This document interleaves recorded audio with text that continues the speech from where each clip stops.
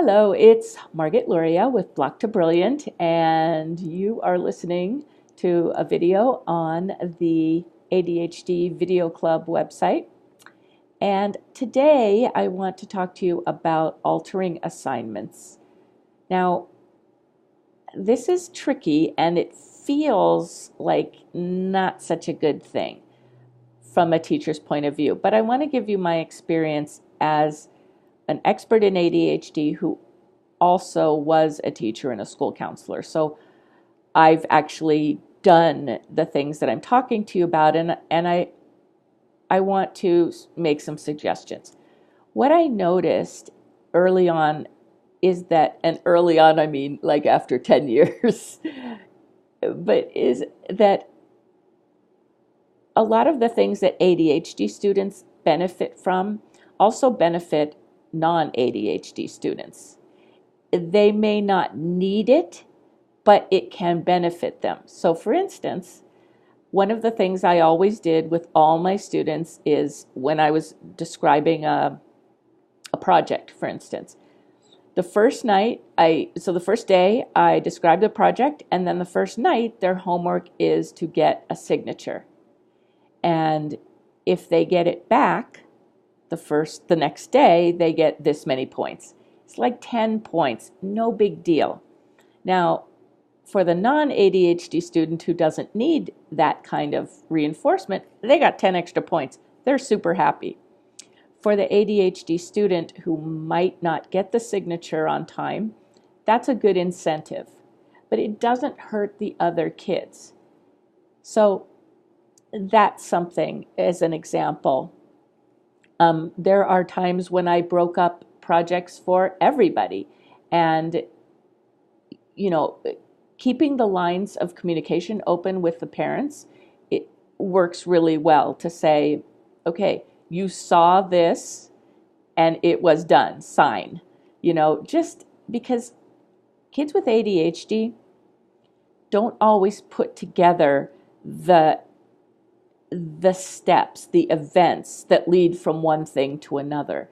And so having these steps, each step be highlighted instead of just this is due then, this is due then, this is due then, but having it highlighted in some way, like you have to do a presentation on this part, or you have to have a signature at the bottom of the page, or you need to email it to me. Something that highlights it is really helpful for students with ADHD because they can make a better connection to the process of thinking and doing assignments and planning and that sort of thing. Those are executive functions, and that's a big chunk of hard work for ADHD students.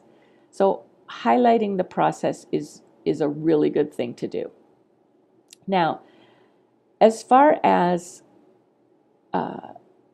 students advocating for themselves, one thing that's important to understand is that once a student is told that he or she needs to advocate for themselves, that doesn't mean they know what that means or that they know how to do it.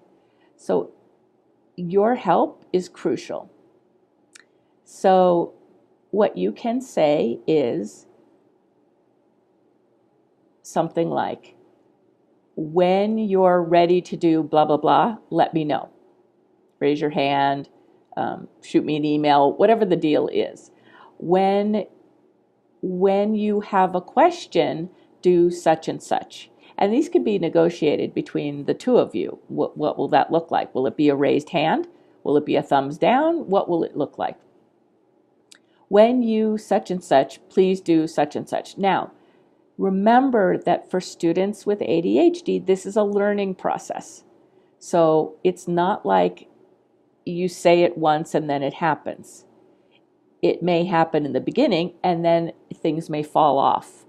They may stop doing it.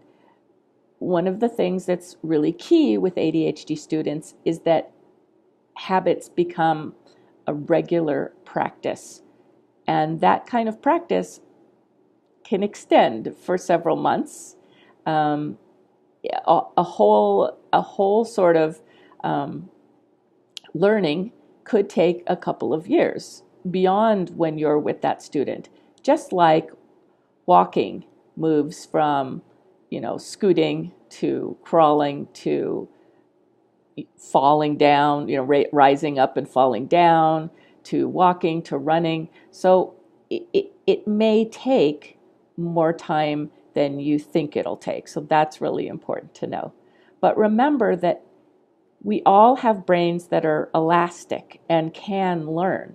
The deal with the ADHD students is that they're often very attached, not emotionally attached, although it can feel like that, but biologically attached to their habits. They're very, very ingrained.